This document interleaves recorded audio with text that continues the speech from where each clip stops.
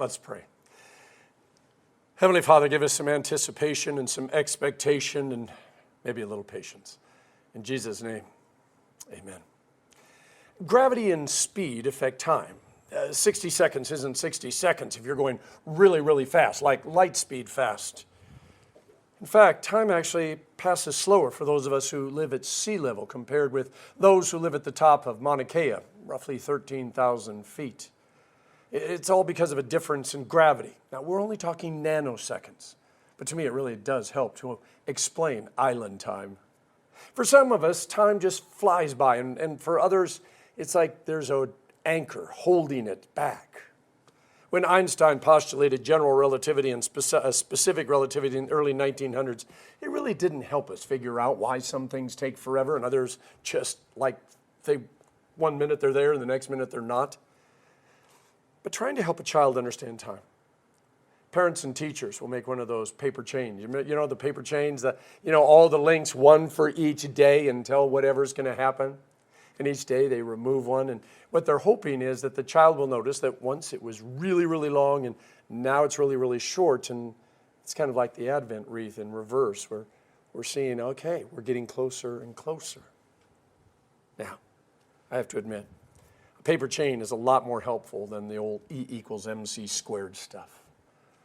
I'm no Einstein, but if we really want to talk about the relativity of time, it has less to do with mass, gravity, and speed than it does about what we are waiting for. I want you to think about 5 things that you're waiting for.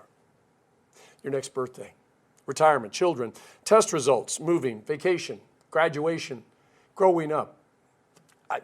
I'll let you put the list together. Now for the big question. Which ones are you excited about? And which ones are you dreading? Curiosity is a curious thing. I mean, it killed the cat, but it also inspired some of the greatest inventions of our time. If you've ever seen an Alfred Hitchcock movie, you'll understand when he says, there is no terror in the bang, only in the anticipation of it. Likewise, quite often we discover the anticipation of something is far better than whatever it was that we were anticipating. So why this child? I mean, babies get born every day. And the anticipation around their birth, always exciting for the parents and grandparents and other family members. But for over 2,000 years, much of the world has been celebrating one particular baby's birth. And on Christmas Eve, we actually sing, Christ the Savior is born. It seems strange that a baby could save us. Even though most of us haven't had our second or third iced tea of the day yet, I'm going to ask some questions, so they're a little heavy. What do we need to be saved from? How can a baby do that? How does this saving take place? And how do we know that we've been saved? So John the Baptizer had been at work for a couple of years. St. Luke said that he started work in the 15th year of Tiberius Caesar's reign. That's around 28 or 29 AD. That's a couple of years before Jesus gets baptized and starts his ministry. Now John knows that his job is to be the warm-up act. He is to fill in the potholes, straighten out the curves, build bridges, and dig tunnels through mountains. Now, we have no idea if John and Jesus ever met after that time, that they were both still in their mother's wombs. But here is what we do know. John 1, verse 32, John says, I saw the Spirit come down from heaven as a dove and remain on him. I would not have known him except that the one who sent me to baptize with water told me, the man on whom you see the Spirit come down and remain is he who will baptize with the Holy Spirit. In other words, there was no, hey, cuz, or hey, haven't seen you since we were both. I love all those really old paintings because it's really easy to know which one Jesus is. He always has that glowy head thing going on. Find the glowing head and you found Jesus. Unless his mom is also in the painting because she also gets a glowy head. Last January, I was on an airplane. I was headed to a youth gathering meeting, and I was sitting next to a guy, and he had a really short haircut and a square jaw, and he was very athletic, and he's almost my age, give or take, and we were sitting there, and we were talking about things, and we got to talk about the fact of where I was going and what I was doing, and he told me a little bit about what he did, and when we landed, he gave me his business card, and it turned out that I had been sitting next to the former commandant of the Marine Corps. Yeah, but because he didn't have a shirt on that said "Hoorah" or USMC, or didn't introduce himself as "I'm the former commandant," I had no idea who I was sitting next to. But I guarantee that all my Marine friends would have said, "Do you know who that is?" Yep. You see, how would you expect to identify Jesus? What would you look for? It would be really nice if we walked around with a glowing halo, in other words, but that's not going to happen. So how do we know why this child and not any of the other billions is the one that we're waiting for? If God made a paper chain for us and it had 732,245 links, and someone had been removing a link every day after Jesus left, we'd be down to a little over 1,000 links, which would mean that we would be able to say, hey, look, there were that many links, and now there's only this many, and we would be able to do some quick math and figure out that we're just about 3 years away from Jesus returning. But God didn't make a paper chain. He just told us to keep watch and to always be ready. But it's been 2,000 years, and we're getting a little tired of standing in our tippy toes, looking out the window, waiting and wondering if that's Jesus coming around the corner when we see a car. John baptized Jesus. The dove came down, stayed there. Heaven opened. A voice said, "This is my son." But even John wanted a little bit more. There's something going on in John's head, and so he sends his disciples to ask Jesus a very awkward but loaded question. Are you the one, or should we be looking for somebody else? John sounds like he doesn't have a lot of patience. He's ready for this whole saving thing to get going. Typical of Jesus, he doesn't say, "Yep, it's me, all good, don't worry." Instead, he sends them back to report what they've experienced, to sort of, give them an outline of the day in the life of Jesus. It's filled with healings and forgiving sins and raising the dead and sparring with religious elite. Now, Jesus does use the words that Isaiah and a few other places in the Old Testament used, so John would have recognized them, but you have to admit, it would have been so much easier if he'd said, "Look at the glowy head, it's me."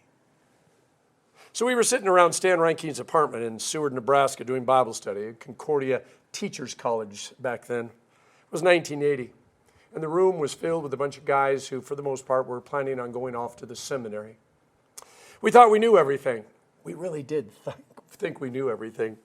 I don't remember who said it, but someone in the group said very confidently, "Jesus never told anyone that he was the Messiah in the Bible." And we all nodded our heads as though this is something that we already knew. Except we couldn't know it because that wouldn't be true. You see, Jesus told a lot of people he was the one who was to come, that we didn't need to wait any longer or look for anybody else. But he told it in very special ways, because it's not about the words, "Yes, I'm the Messiah." There's more to that. Words are one thing. Truth is something else. We need truth. That's why this child. Hundreds of people have publicly claimed to be Jesus in the past decade, thousands in the past 100 years. My favorite is a guy named Jeff Ian, who, by the way, goes by Jeff Divine. His claim to fame is he thinks he looks just like those pictures of Jesus. All those old paintings that people have done? And so he says, "It's got to be me." People have told me that I look like Jack Nicholson occasionally, but I've never tried to take those courtside seats at the Lakers game. Advent is a waiting game, and for those of us who aren't good at waiting, well, it can be tough, which is why it's important that we know what we're waiting for and why. We use the word hope a lot during Advent, but one of the problems I have with that word is I don't think it always means what we think it means. So why this child? What are your needs right now? I mean, you could give me a superficial list. All the things that you've got on your, on your Christmas wish list. We used to go through the Montgomery Ward's or Sears catalog. Today everybody just goes on Amazon and fills it in. So these are the things I want. So you could give me that list. But these are the things that I'm actually looking for. Things that are far deeper. Things you can't get on sale or on Amazon or anywhere else. The disciples ask, "Are you this child? Are you the one that we've been waiting for?" And Jesus says, "You tell me. The blind receive sight, the lame walk, those who have leprosy are cured, the deaf hear, the dead are raised, and the good news is preached to the poor." And that really does leave it up to us to figure out. In his first letter to the church at Corinth, chapter 13, yeah, it's the love one. For now, we see through a glass dimly, but then we will see face to face. Now I only know in part, but then I will be fully known, just as I am fully known now. And now faith, hope, and love abide. These three, and the greatest of these is love. Those are the words of St. Paul. See, I know what I want. I know what I put on my Christmas wish list. But to be honest, I rarely know what I truly need. Big difference between those two. See, if all I want is for Jesus to bless my food by removing the calories before I eat, or to keep my soul all night and then raise me in the morning light as I pray with my grandchildren, or do something to that guy who cut me off on the H1 yesterday, I might be looking for the wrong child. If I'm waiting for somebody to make me rich or make me young again, I might be looking for the wrong child. If I'm looking for a child who's going to overthrow all of the world's political regimes, I might be looking for the wrong child. Maybe that's why Jesus doesn't answer the question directly, but instead says, you go back and tell John what you've seen. See, as we wait to find out just who this child is, the picture gets a little clearer, just like St. Paul said it would in 1 Corinthians 13. On the first Sunday in Advent, we heard the Magnificat, the song where Mary sings about God lifting up the lowly and filling the hungry with good things and sending the rich away empty. But it's about more than an all-you-can-eat buffet for the hungry, and self-esteem lessons for the downtrodden, or winning the lottery for the poor.